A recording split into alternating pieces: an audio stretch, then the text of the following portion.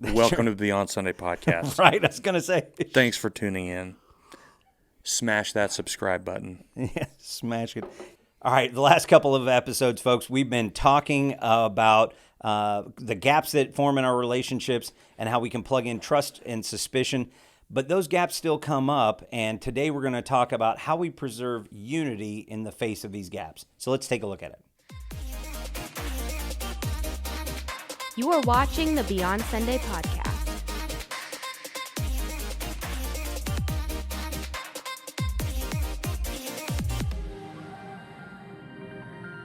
All right, Zach, cue it up. So we've been talking about trust versus suspicion. Last time we talked about being trustworthy, but those are great ideas. You know, we're still going to stumble and fall. You know, we're still going to have those suspicious moments come in, times that we don't have, the best motives forward.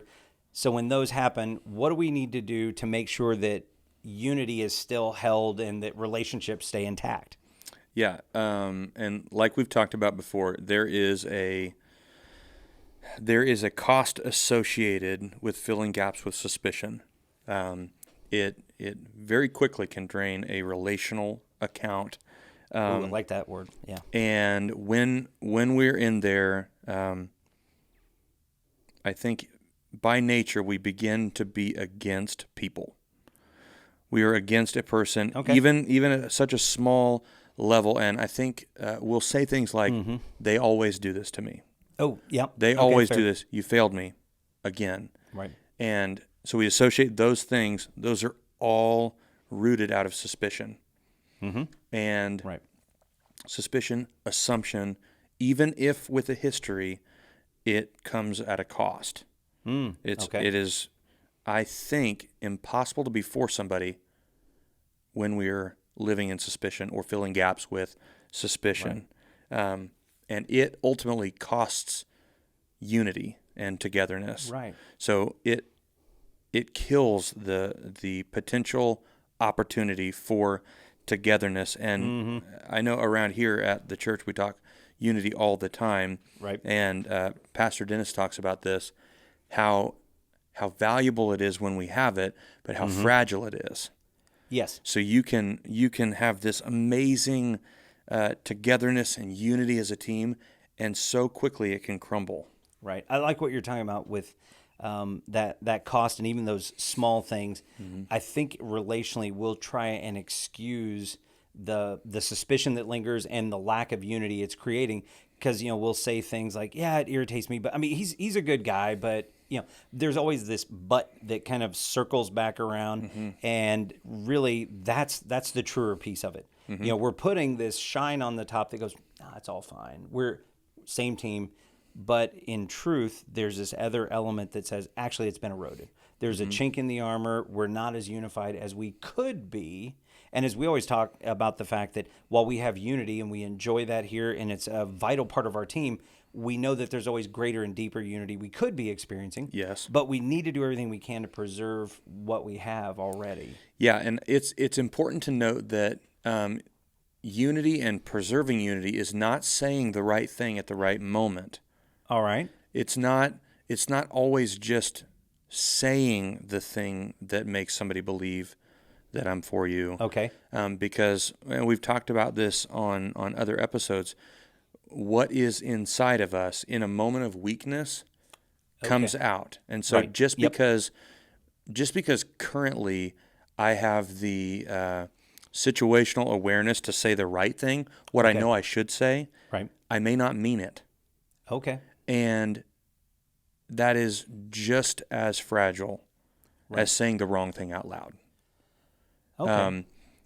I could see that, because if you start with because just to be real with you guys, we've had a conversation pretty recently about the fact that I did, I had frustration. Gap was created. Yeah. Bam! I jumped right into the middle of something, and you're great at calling me out on some stuff.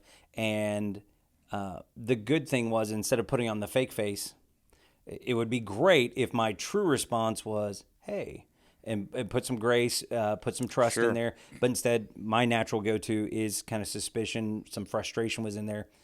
The one good thing, instead of kind of sugarcoating and going past, by saying the real thing, though, is at least you saw that directly and were like, hey, when it comes to these things, you kind of lead with suspicion. And so that was like, ow, that's a little hurtful. True.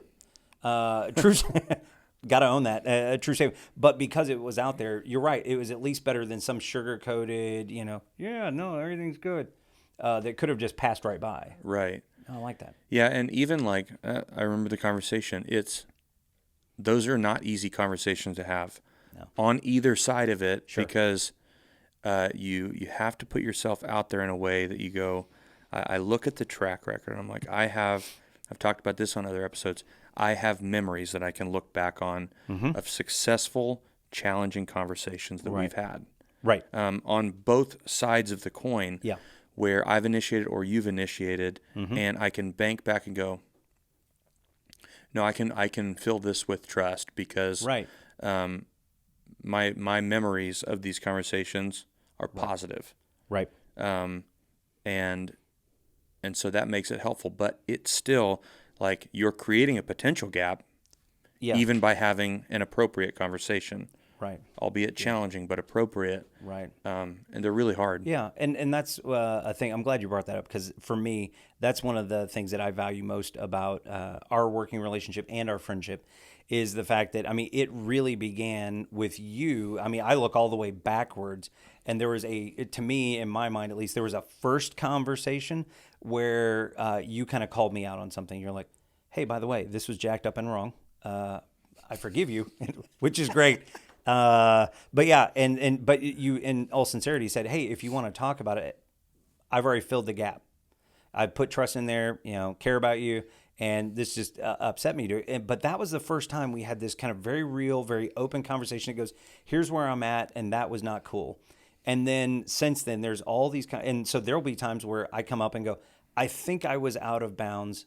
Check me on this. Was I? Yeah. Yes, and here's other things, or that I'm willing to actually have conversation. Like you said, there is an awkwardness. There is an opportunity to go, hey, I could feel judged in this, but because of the track record, you look backwards, because there has been trust in there, because there is a unity. You go, hey, can I give you some feedback on something? I just really wanted to talk to you.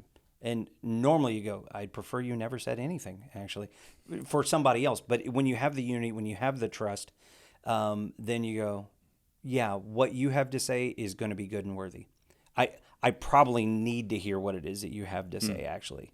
And, that kind of brings me to my next thought is, so we looked at the cost, and I know we've been talking about being trustworthy before, but just dynamically, organizationally, I think it's worth reemphasizing that something that you had said to me a while back, that we were talking about that, that responding inappropriately, responding from suspicion, but responding from trust. And when we're responding with trust, you had said something to me. You said, but when we're responding with trust, when people see that consistency, they know it's the safest place to be. And that hit me right in the core. I was like, wow. And what it told me was, hey, and what I felt was, yeah, no, here's the thing. And you plugged in suspicion. I know that's a thing, but I see you operating with trust. I see you operating with grace. And yeah, I saw what you're doing here. And I know that's not what you want, and that's not good. But by the way, it was such a powerful reminder to me that when you're over here operating this way, this is the safest place for us to be as a team. And we respect that. We grow in that. And I was like, wow, I have to move over here. I have a huge desire to be over here. This really just crushes my heart anytime when I am operating in that, because I'm like, wow, here's the kind of leader and person I could be. But that was because of what you spoke into that. So that's cool. Yeah, I still believe that for everybody, and it's cool. It's always valuable to be able to look so close. Right. Like even for us, when we can look at a very, very close, immediate relationship and know, we know firsthand what preserving unity looks like, right? Relationally, right? And I see like in the context of a team, as we, it's so hard, but oftentimes we look at trying to implement something that could be impactful on a big scale. Okay, how do I get everybody to experience this? Oh, okay, yeah, I got you. First, ask yourself the question, does anybody experience this? Okay. So when we think about like having these challenging conversations Right. that create and preserve unity, I want everybody on the team to get to experience these things. Right. I want to be able to experience these things. But does anybody experience these things? Okay. If the answer is no, most valuable first step is to find a space to create it. Okay. Yeah. Yeah. No, it's like proof of concept.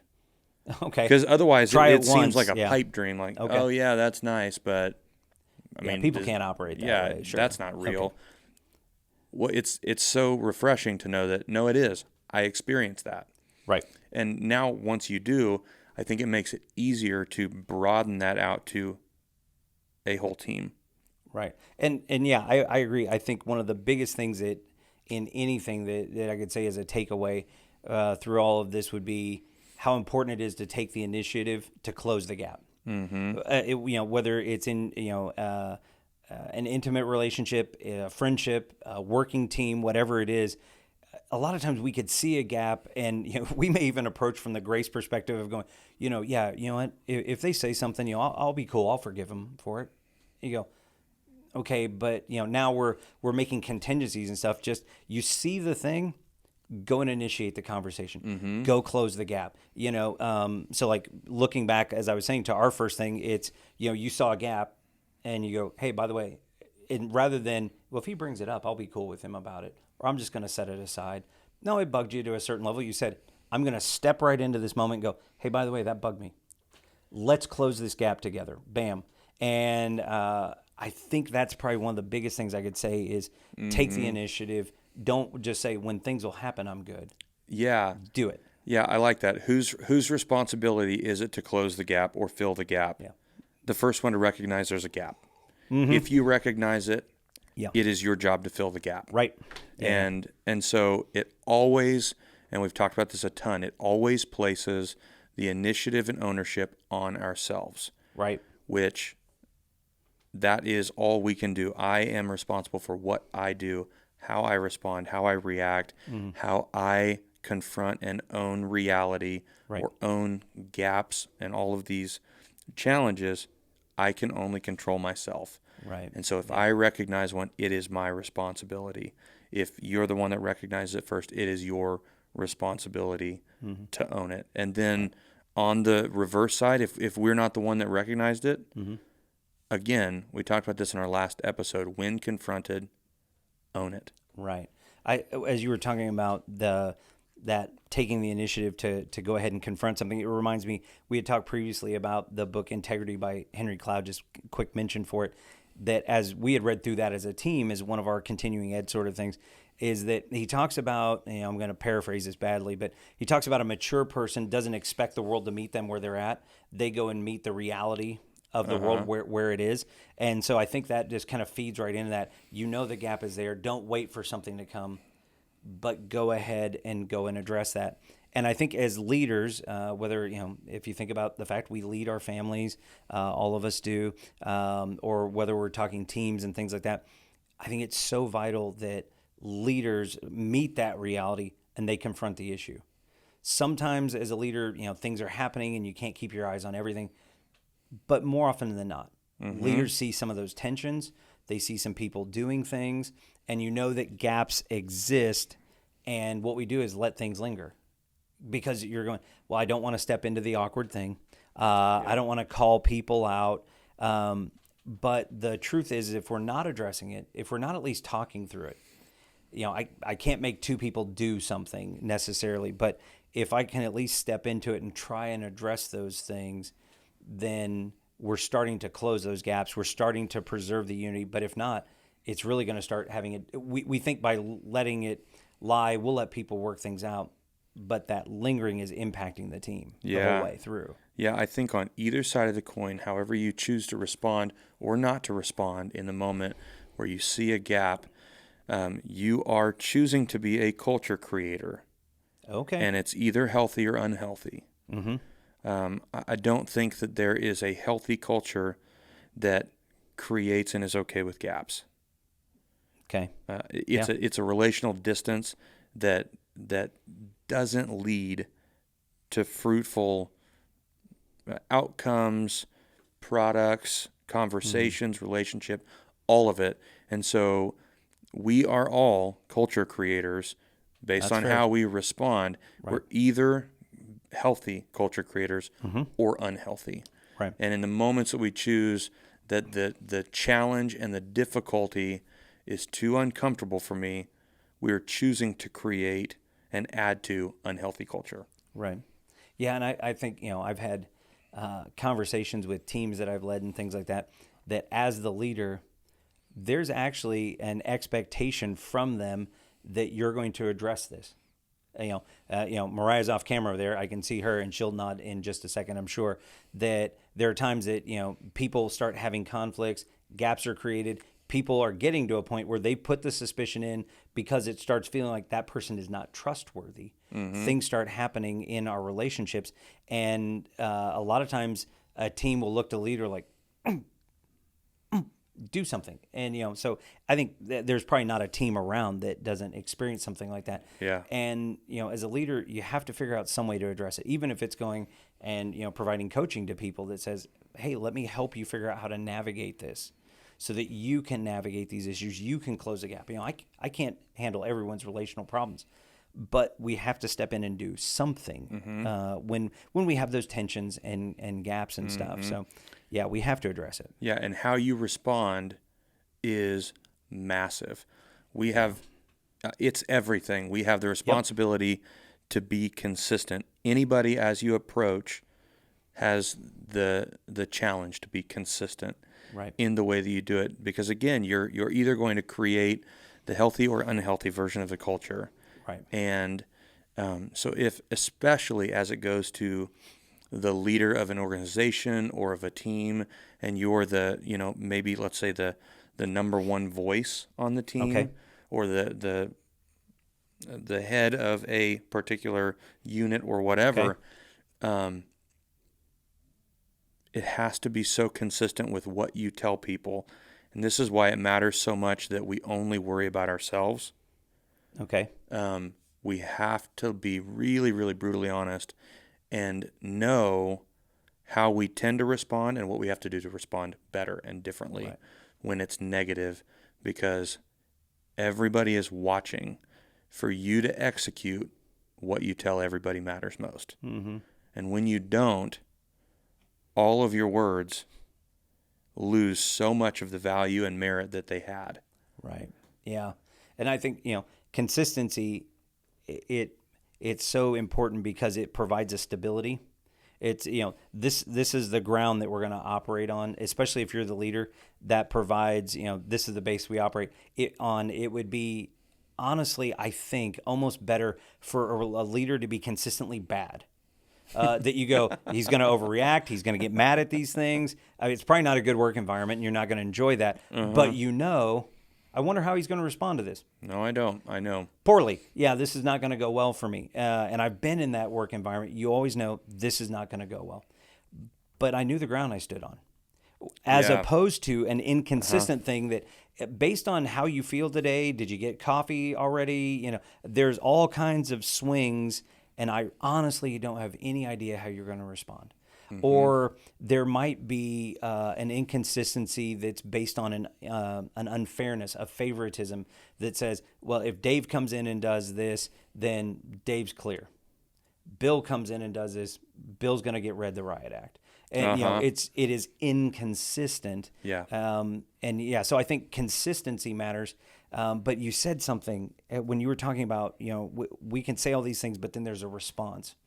I remember we were at a leadership conference, and the person was saying that, people are always watching you, and your response matters.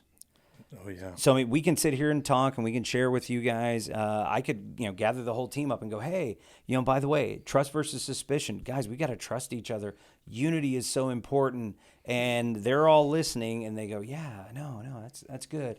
And then we leave the meeting. All right, break. Team goes out, and now, Mariah over here says, hey, I'm going to try this gap thing, trust versus suspicion. hey, by the way, I forgot something, made a mistake. This is outrageous. I can't, and she goes, that's the reality. The reality is you can say things, but when it really, the rubber meets the road, what I'm going to get is something different. Yeah. And because everyone's watching, we can say the best things, have the best intentions, but it's truly our response. And that's been just the most challenging thing to me, because I'll have great thoughts, great things to say, and I'll even have great intentions. Yeah. But then, when I'm having a rough day, things aren't going well, what's the response that you get out of me? Because that response is going to be telling. That's going to let people know what is the real unity that I'm willing to provide. How am I actually going to hit the gaps when it's hard? And I think it's a big deal. I remember when I had first joined the staff team here at Christ Church, I hopped in the ordination process that the pastors were going through. Oh, yeah, okay. And we were reading a book, and one quote of this book popped out, and I underlined it, I highlighted it, I took a picture of it, I Instagrammed it. Everybody needed to see how impactful this quote was. And it said, "Habits will eat your willpower for breakfast." Oh, yeah, that's a great one. Yeah, I remember that. And I was like, man, it's a total gut punch. And even like you just mentioned, this is what made me think about it. I can have the best of intentions. Right. And my habits will eat my willpower for breakfast. Right. Willpower alone is not enough. That doesn't create new habits. It doesn't overpower habits. It's going to get destroyed. Right. Habits win, and so we have to form new habits. Yeah. Not just want new habits. And I think about the responsibility that we have as Christ followers to own our relationship. How often do we say all of the right things, but our actions don't look like that of a Christ follower? Right.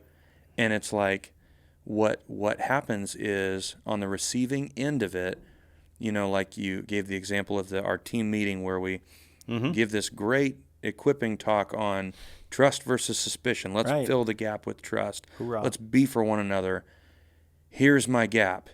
And you get somebody that sticks their neck out and they get beat for it. And they're like, you didn't mean that. Right.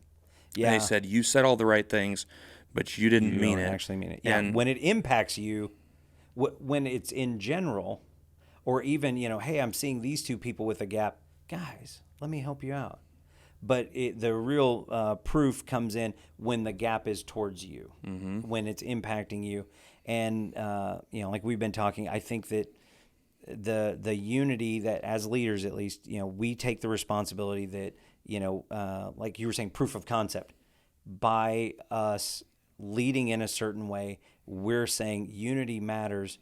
So my response matters, and I'm going to, even when it's awkward, even when it's uncomfortable, I'm going to take the responsibility to say, unity matters enough. I know the dividends it's going to pay out. I know the detriment if we don't have it, and I have to own that. I have to be the one that says, if we're going to have this culture, I'm going to be the one who's going to bring out the proof of concept, at least to show that there's at least one relationship that this is happening in, and we can all have the exact same thing. Yeah, and I think, It is still, with the potential risk of it, it's still worth pursuing. Amen. Even if you stick your neck out and that gap gets filled inappropriately, it is still worth it to continue to try that. Right. And, at some point, if, let's say you're leading somebody and somebody on your team is just, they're taking advantage of the system, they're just fully disobedient to the culture that you want to create. Sure. That's a different set of issues. Yeah, that's a different talk. Yeah. Operating in grace does not mean necessarily that I have free reign to just be a mistake animal all the time and choose to be irresponsible. Right. Are we seeing growth forward? Are we taking steps forward? If so, it's very, very much easier to operate in grace. Right. As we continue to see growth. And so, as we wrap up, it is worthwhile to preserve unity. We have to own our own responses. It matters how we respond. People are watching us, whether we're a leader or a follower even, or a boss or not a boss. Everybody is watching our response. And does our actions in a sober mind, does that match up with our actual follow through. So I encourage you to spend some time asking yourself some hard questions. What does it look like when you own your own response? But for now, that's what we know. This has been another episode of the Beyond Sunday podcast. And don't forget, like, share, and subscribe.